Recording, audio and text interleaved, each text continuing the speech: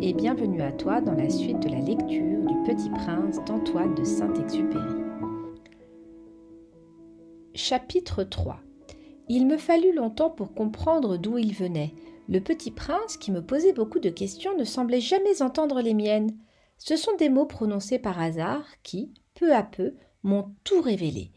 Ainsi, quand il aperçut pour la première fois mon avion, je ne dessinerai pas mon avion, c'est un dessin beaucoup trop compliqué pour moi, il me demanda « Qu'est-ce que cette chose-là » Ce n'est pas une chose, ça vole, c'est un avion, c'est mon avion. Et j'étais fière de lui apprendre que je volais. Alors il s'écria « Comment ? Tu es tombé du ciel ?» « Oui, fis-je modestement. »« Ah, ça c'est drôle !» Et le petit prince eut un très joli éclat de rire qui m'irrita beaucoup. Je désire que l'on prenne mes malheurs au sérieux. Puis il ajouta « Alors toi aussi tu viens du ciel ? De quelle planète es-tu » J'entrevis aussitôt une lueur dans le mystère de sa présence et j'interrogeai brusquement « Tu viens donc d'une autre planète ?» Mais il ne me répondit pas. Il hochait la tête doucement tout en regardant mon avion. « C'est vrai que là-dessus tu ne peux pas venir de bien loin. » Et il s'enfonça dans une rêverie qui dura longtemps. Puis, sortant mon mouton de sa poche, il se plongea dans la contemplation de son trésor. Vous imaginez combien j'avais pu être intriguée par cette demi-confidence sur les autres planètes. Je m'efforçai donc d'en savoir plus long. « D'où viens-tu, mon petit bonhomme ? Où est-ce chez toi ? Où veux-tu emporter mon mouton ?»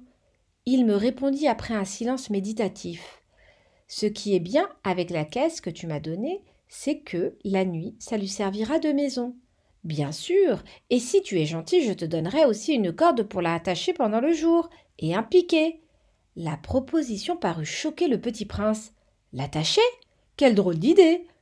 Mais si tu ne l'attaches pas, il ira n'importe où, et il se perdra. » Et mon ami eut un nouvel éclat de rire. « Mais où veux-tu qu'il aille ? » ?»« N'importe où, droit devant lui. » Alors le petit prince remarqua gravement. « Ça ne fait rien, c'est tellement petit chez moi. » Et, avec un peu de mélancolie peut-être, il ajouta « Droit devant soi, on ne peut pas aller bien loin. » Chapitre 4.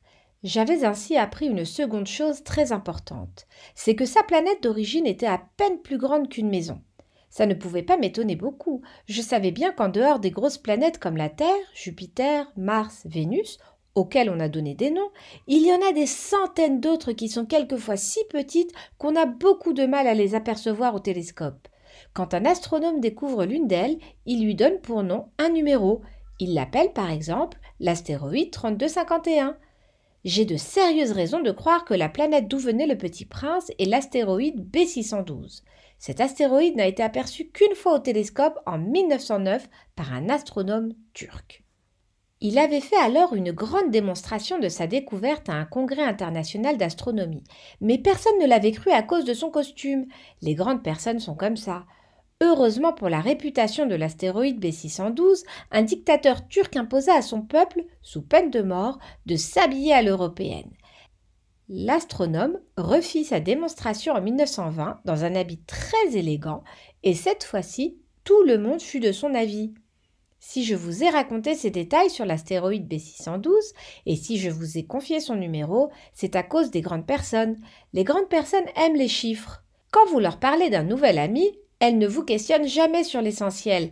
Elles ne vous disent jamais quel est le son de sa voix, quels sont les jeux qu'il préfère, est-ce qu'il collectionne les papillons. Elles vous demandent quel âge a-t-il, combien a-t-il de frères, combien pèse-t-il, combien gagne son père. Alors seulement elles croient le connaître. Si vous dites aux grandes personnes « J'ai vu une belle maison en briques roses avec des géraniums aux fenêtres et des colombes sur le toit », elles ne parviennent pas à s'imaginer cette maison. Il faut leur dire « J'ai vu une maison de 100 000 francs ». Alors elles s'écrient « Comme c'est joli !» Ainsi, si vous leur dites « La preuve que le petit prince a existé, c'est qu'il était ravissant, qu'il riait et qu'il voulait un mouton », quand on veut un mouton, c'est la preuve qu'on existe. Elles hausseront les épaules et vous traiteront d'enfant. Mais si vous leur dites « La planète d'où il venait est l'astéroïde B612 », alors elles seront convaincues et elles vous laisseront tranquille avec leurs questions. Elles sont comme ça, il ne faut pas leur en vouloir. Les enfants doivent être très indulgents envers les grandes personnes. Mais, bien sûr, nous qui comprenons la vie, nous nous moquons bien des numéros. J'aurais aimé commencer cette histoire à la façon des contes de fées. J'aurais aimé dire Il était une fois un petit prince qui habitait une planète à peine plus grande que lui et qui avait besoin d'un ami. Pour ceux qui comprennent la vie, ça aurait eu l'air beaucoup plus vrai. Car je n'aime pas qu'on lise mon livre à la légère. J'éprouve tant de chagrin à raconter ces souvenirs. Il y a 6 ans déjà que mon ami s'en est allé avec son mouton. Si j'essaie ici de le décrire, c'est afin de ne pas l'oublier. C'est triste d'oublier un ami. Tout le monde n'a pas eu un ami. Et je puis devenir comme les grandes personnes qui ne s'intéressent plus qu'aux chiffres. C'est donc pour ça encore que j'ai acheté une boîte de couleurs et des crayons. C'est dur de se remettre au dessin. À mon âge, quand on n'a jamais fait d'autres tentatives que celle d'un boa fermé et celle d'un boa ouvert, à l'âge de 6 ans.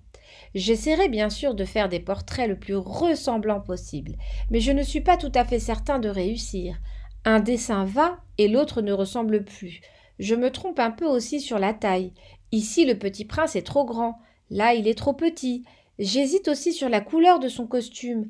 Alors je tâtonne comme ci et comme ça, tant bien que mal. Je me tromperai enfin sur certains détails plus importants. Mais ça, il faudra me le pardonner. Mon ami ne donnait jamais d'explication. Il me croyait peut-être semblable à lui. Mais moi, malheureusement, je ne sais pas voir les moutons à travers les caisses. Je suis peut-être un peu comme les grandes personnes. J'ai dû vieillir. Chapitre 5. Chaque jour, j'apprenais quelque chose sur la planète, sur le départ, sur le voyage. Ça venait tout doucement au hasard des réflexions. C'est ainsi que, le 3e jour, je connus le drame des baobabs. Cette fois-ci encore, ce fut grâce aux moutons, car brusquement le petit prince m'interrogea, comme pris d'un doute grave. « C'est bien vrai, n'est-ce pas, que les moutons mangent les arbustes ?»« Oui, c'est vrai. »« Ah, je suis content. » Je ne compris pas pourquoi il était si important que les moutons mangeassent les arbustes, mais le petit prince ajouta « Par conséquent, ils mangent aussi les baobabs ?» Je fis remarquer au petit prince que les baobabs ne sont pas des arbustes, mais des arbres grands comme des églises, et que, si même il emportait avec lui tout un troupeau d'éléphants, ce troupeau ne viendrait pas à bout d'un seul baobab. L'idée du troupeau d'éléphants fit rire le petit prince. Il faudrait les mettre les uns sur les autres. Mais il remarqua avec sagesse. Les baobabs, avant de grandir, ça commence par être petit. C'est exact. Mais pourquoi veux-tu que tes moutons mangent les petits baobabs ? Il me répondit. Ben voyons, comme s'il s'agissait là d'une évidence. Et il me fallut un grand effort d'intelligence pour comprendre à moi seul ce problème. Et en effet, sur la planète du Petit Prince, il y avait comme sur toutes les planètes de bonnes herbes et de mauvaises herbes. Par conséquent, de bonnes graines, de bonnes herbes et de mauvaises graines, de mauvaises herbes. Mais les graines sont invisibles. Elles dorment dans le secret de la terre jusqu'à ce qu'il prenne fantaisie à l'une d'elles de se réveiller. Alors elles s'étirent et poussent d'abord timidement vers le soleil une ravissante petite brindille inoffensive. S'il s'agit d'une brindille de radis ou de rosier, on peut la laisser pousser comme elle veut. Mais s'il s'agit d'une mauvaise plante, il faut arracher la plante aussitôt, dès qu'on a su la reconnaître. Or, il y avait des graines terribles sur la planète du Petit Prince. C'étaient les graines de baobab. Le sol de la planète en était infesté. Or, un baobab, si l'on s'y prend trop tard, on ne peut jamais plus s'en débarrasser. Il encombre toute la planète, il la perfore de ses racines. Et si la planète est trop petite, et si les baobabs sont trop nombreux, ils la font éclater. C'est une question de discipline, me disait plus tard le petit prince. Quand on a terminé sa toilette du matin, il faut faire soigneusement la toilette de la planète. Il faut s'astreindre régulièrement à arracher les baobabs dès qu'on les distingue avec les rosiers auxquels ils ressemblent beaucoup quand ils sont très jeunes. C'est un travail très ennuyeux, mais très facile. Et un jour, il me conseilla de m'appliquer à réussir un beau dessin pour bien faire entrer ça dans la tête des enfants de chez moi. S'ils voyagent un jour, me disait-il, ça pourra leur servir. Il est quelquefois sans inconvénient de remettre à plus tard son travail. Mais s'il s'agit de baobab, c'est toujours une catastrophe. J'ai connu une planète habitée par un paresseux. Il avait négligé 3 arbustes. Et, sur les indications du petit prince, j'ai dessiné cette planète-là. Je n'aime guère prendre le ton d'un moraliste, mais le danger des baobabs est si peu connu et les risques courus par celui qui s'égarerait dans un astéroïde sont si considérables que, pour une fois, je fais exception à ma réserve. Je dis Enfants, faites attention aux baobabs. C'est pour avertir mes amis d'un danger qu'ils frôlaient depuis longtemps, comme moi-même, sans le connaître, que j'ai tant travaillé ce dessin-là. La leçon que je donnais en valait la peine. Vous vous demanderez peut-être pourquoi n'y a-t-il pas dans ce livre d'autres dessins aussi grandioses que le dessin des baobabs? La réponse est bien simple. J'ai essayé, mais je n'ai pas pu réussir. Quand j'ai dessiné les baobabs, j'ai été animée par le sentiment de l'urgence.